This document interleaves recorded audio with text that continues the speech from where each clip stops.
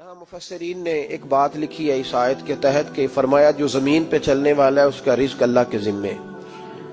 फरमाते हैं कि ये अल्लाह ने हमारी अकल के मुताबिक हमसे बात की है, वरना आसमानों में जितनी मखलूक है रिज्क उसका भी अल्लाह के जिम्मे ही है। यहाँ जो फिल अर्द के लफ्ज है जमीन पे, वो हमें समझाने के लिए कि तुमने तो सिर्फ ये दुनिया देखी है ना, तो जिसको तुमने देखा है वो सब खाते अल्लाह का दिया हुआ ही है। तो जो हमने देखा था रब करीम ने उसके मुताबिक हमें समझा दिया। फरमाया कुछ तो तुमने देखे ही नहीं, चलो उनकी तुमसे बात नहीं करते, पर जो तुमने देखे हैं उन सब का रिस्क किसके जिम्मे है? अल्लाह के। मेरे महबूब करीम अलैहिस्सलातु सलाम ने फरमाया अल्लाह पे भरोसा रख के सवेरे निकल जाना रिस्क की तलाश में। किस पे भरोसा रखना है? निकलना तुम्हारे जिम्मे है। ये ना कहना कि घर बैठूंगा तो यहीं आएगा, निकलना तुम्हारी जिम्मेदारी है। जितनी जिम्मेदारी है वो पूरी करना। अल्लाह पे भरोसा करके निकल जाना तुम्हारी जिम्मेदारी है। रब का जिम्मा है तुम्हें रिस्क देना, वो जरूर तुम्हें रिस्क पहुंचाएगा। तो या रसूल अल्लाह सल्लल्लाहु अलैहि वसल्लम किस तरह पहुंचेगा? तो जरा हुजूर के लफ्जों का हुस्न भी देखिए। नबी पाक सल्लल्लाहु अलैहि वसल्लम ने फरमाया जिस तरह मौत तुम्हें ढूंढ लेती है ना कि तुम कहां मौजूद हो, जब वक्त आता है तो इंसान पाकिस्तान में हो तब भी आ जाता है, जद्दा में हो तब भी आ जाता है, मक्का में हो या मदीना तैयबा में वक्त फिर भी आ जाता है।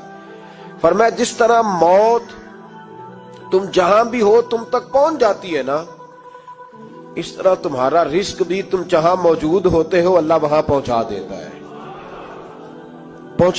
तो या रसूल अल्लाह सल्लल्लाहु अलैहि वसल्लम किस अंदाज में? तो फरमाया निकल जाना तुम्हारी जिम्मेदारी है। फरमाया सवेरे परिंदे भी निकल जाते हैं और शाम को जब लौटते हैं तो अल्लाह उन्हें पेट भर के रोजी अता फरमाता है। हालांकि उनको नहीं पता होता हमारा कारखाना कहाँ है, हमने कहाँ जाके मजदूरी करनी है। उनको नहीं पता होता कि हमारा दफ्तर कहाँ है, हमने किस ऑफिस में बैठना है। उनको नहीं पता होता कि हमने कहाँ जाके माल खरीदना है और कहाँ से हमने फिर उसको दोबारा बेचना है।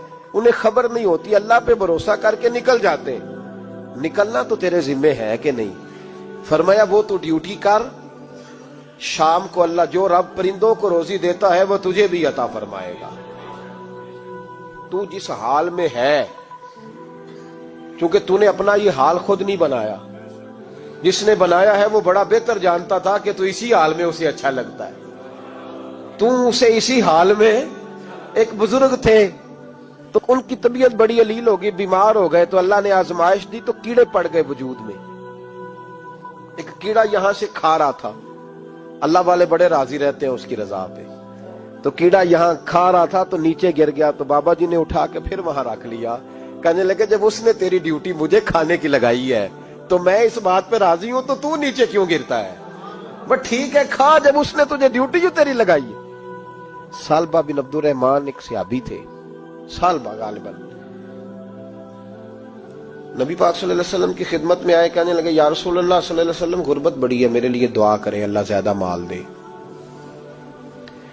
तो महबूब सल्लल्लाहु अलैहि वसल्लम ने फरमाया तो जिस हाल में अच्छा है वो तेरे लिए बेहतर है, जिसमें तू है वही हाल तेरे लिए मुश्किल है ना। ये जवाब सुनना।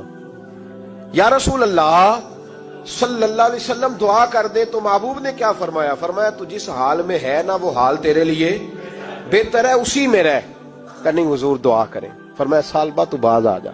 हुजूर दुआ करें। फरमाया तू बाज आ जा। 2-3 दफा का जिद की। महबूब ने फरमाया जा, फिर अल्लाह तुझे ज्यादा पैसे देगा। चंद बकरियां खरीदी, इतनी बरकत हुई कि बकरियों के रेवड़ बन गए। फिर कुछ बकरियां बेच के गाय खरीद ली, उनके भी रेवड़ हो गए। फिर कुछ ऊंट ऊंटनियां ले ली, रेवड़ ही रेवड़। पहले 5 वक्त मस्जिद में आते थे, अब फजर और इशा रह गई। फिर माल ज्यादा हुआ तो मदीने शहर में कोई जगह ही नहीं, मदीने से बाहर हवेली खरीदी, फिर जुमा ही रह गया।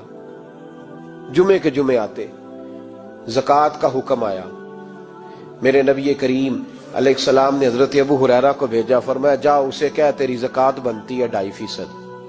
तो सालबा के पास हुजूर ने पैगाम भेजा। पहले तो कहा तेरे लिए बेहतर नहीं माल, जब इसरार किया तो अब बड़ी बरकत हो गई, बड़ा आया तो फरमाया ज़कात दे, 2.5% ज़कात है। जब सोचा कि 5 ऊंटों पे एक बकरी जाएगी और बड़ा सारा मुझे देना पड़ेगा।